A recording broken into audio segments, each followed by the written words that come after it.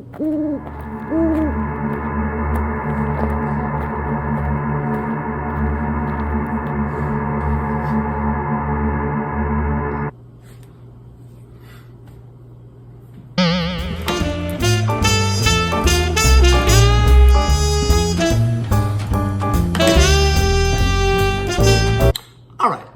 geeks and goblins. Welcome to Lawrence's discussion channel. My name is Lawrence McDonald. I'll be your host, and I'm going to be talking about UBERSREIK adventures. Is it good? Is it fantastic? What are the bad things about it? And specifically, which modules did I find to be helpful for my Warhammer Fantasy Roleplay group? Let's get into it.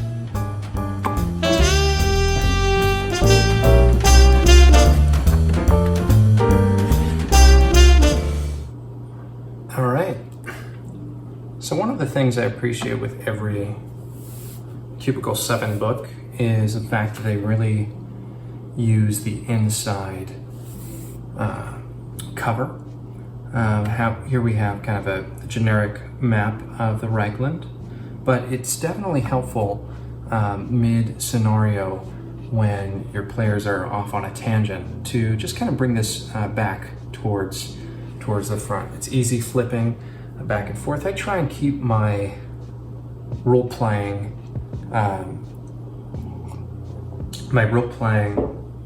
notes really cut down to one page.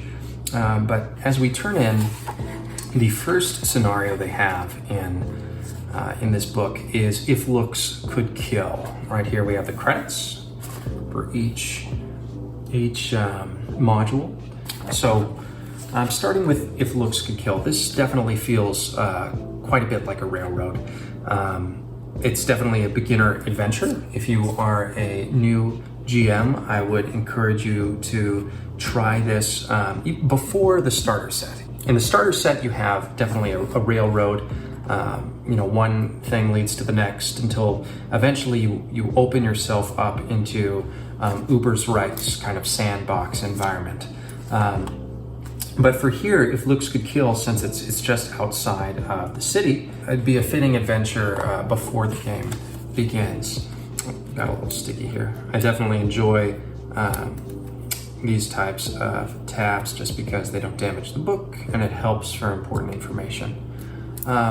One thing I love about this adventure is that there is great read-through text. I know some people are not a big fan of read-through text, but this structure helps to kind of get across a few things that are really good for being a GM.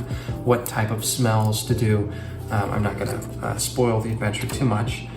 I still have these tabs from my last time through. It's a fun one to run with new players. I will give it that.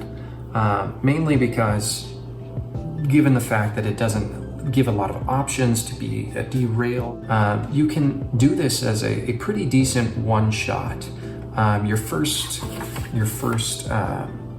enemy is it's kind of a beast in the wild, a stirpike, and that helps to kind of zero things in on the combat system, get some of those questions out of the way. It's also kind of interesting how in part 2 of this adventure, you're given the ability to try new voices as a DM, given that the opinions of Rutger Reuter, your employer, are given to you by different groups of the Strigony, who are essentially like the gypsies of the old world.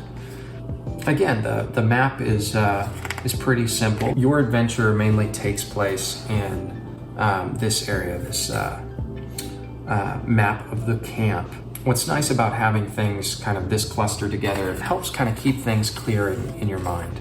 The descriptors, like I said, are very good. I enjoy the fact that it helps kind of get used to the idea of putting in the various senses, whether it's sight, sound, smell, taste. They do a really good job. Another fun aspect of this adventure is that you're introduced to 3 characters: Hans, Stronning, Gert, and Frederick Hinnickel. And you can play these guys in a variety of ways. You can play them as a group, a brutal group, or as more of like a comedic Three Stooges, which is definitely what I'd say you should try out. Depending on whether or not the characters spare them based on kind of their shenanigans, you can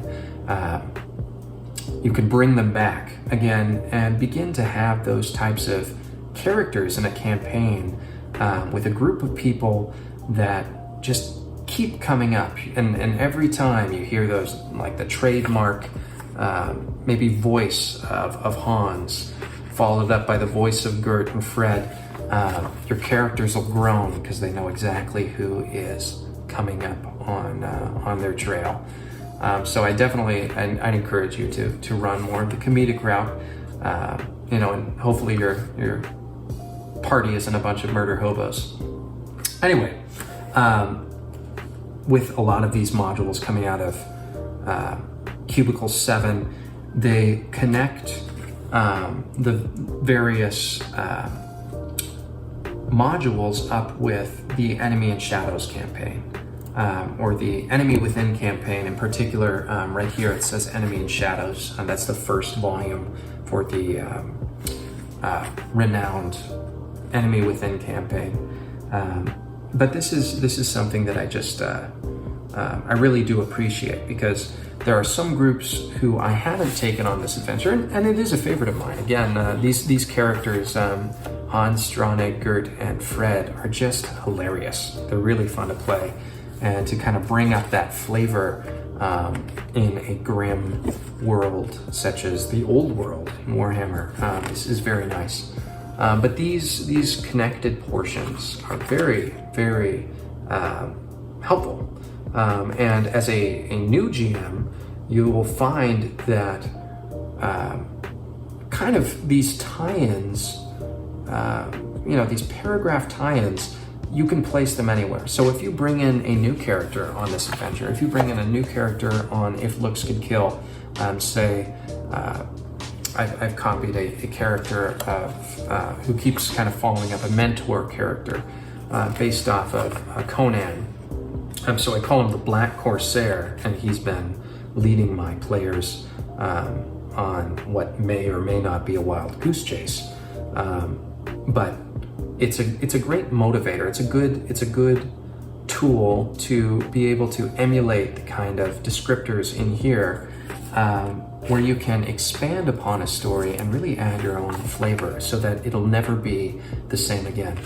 I do appreciate that for their big bad boss in here, and by that I mean just their most complicated creature, they do have the basilisk's actions all printed out.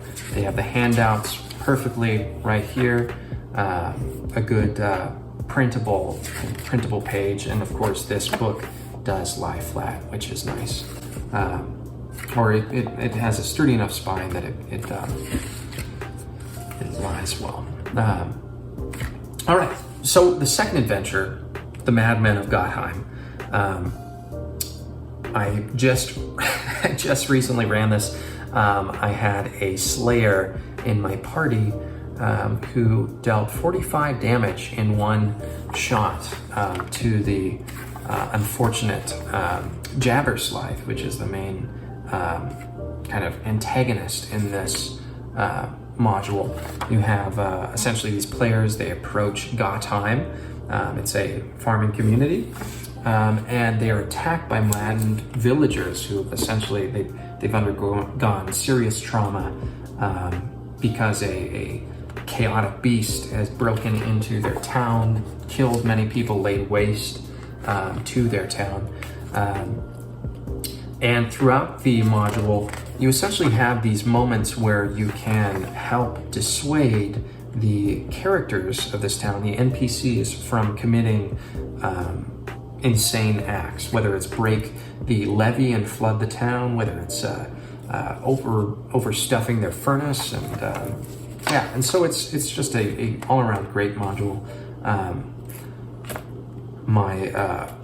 unfortunately, they have this barbershop and surgery, this a perfect place for anybody who's playing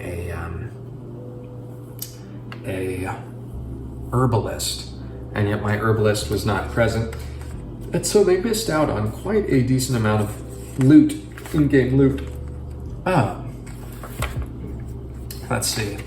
One thing that is kind of fascinating is that the art does change throughout this book, and I think partially it's because this earlier module was released ahead. But as you kind of turn, the art changes, which can be refreshing.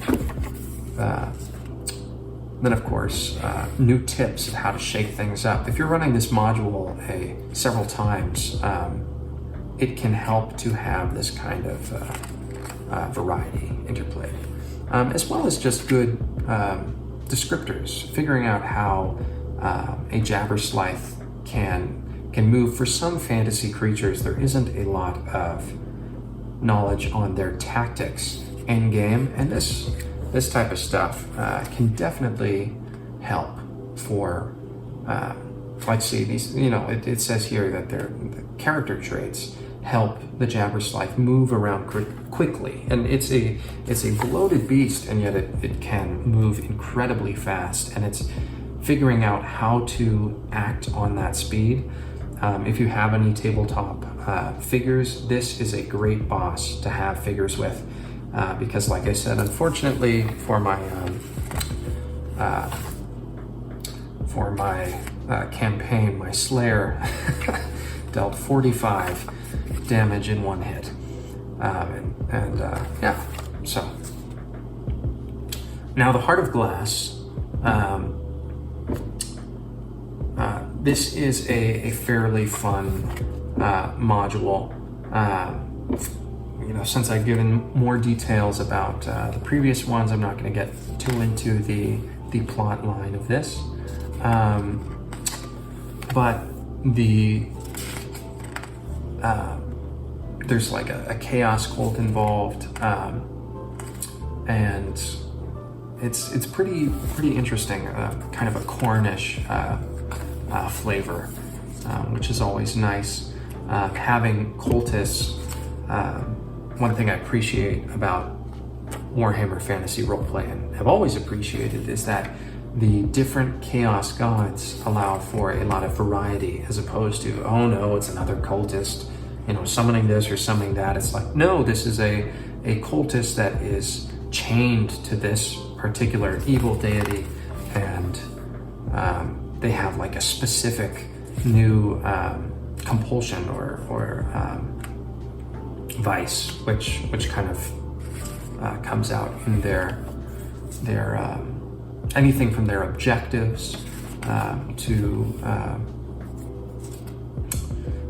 kind of like their internal struggle, which is nice. What things, like by learning what cult the person is involved with, you have kind of a better understanding of what things they might be weaker to, before that kind of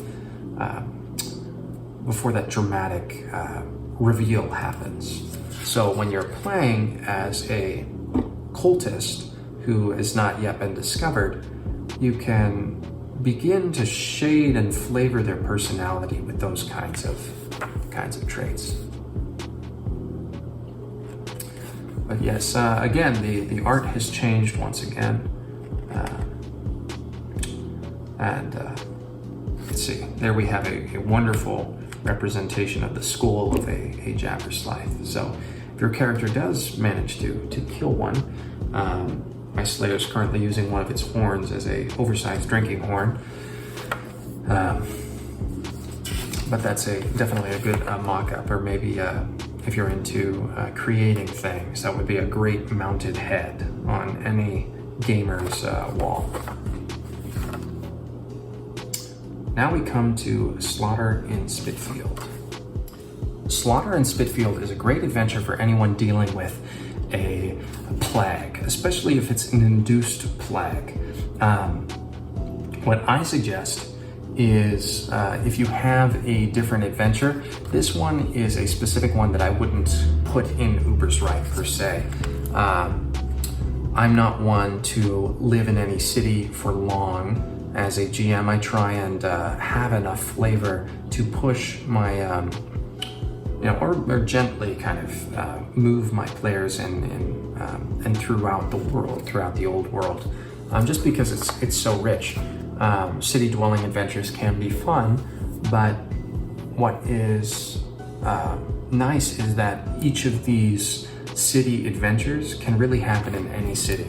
And if we look at these cities in the Empire, if it's an adventure with a specific waterway, just changing the setting from UBERSREIK to Auerswald to Kempersbad to Altdorf to, it just helps to keep that flavor alive and really makes the players feel like they are they're moving, they're on the move. And that's a really nice feeling to have, is that there is a specific route that they are going. So that these adventures, these city adventures can occur in such a way to add flavor to an overall campaign. If you have a specific campaign, whether it's you're just running the enemy within modules, or you are planning on creating your own uprising, maybe an orc walk in the mountains, coming down and yet nobody believes the player characters, and so they have to form a case in order to really explain what's happening to border towns. This might be something that keeps them delayed for a while, heightens the tension. At the end of this adventure, maybe news of that orc walk picking up speed and killing, instead of just neighboring villages and outposts, maybe towns, like full cities. Let's see. What is nice is that this particular adventure, if you are not used to putting in different species in your games, this one features an ogre, which is always nice. Let's see. This is a classic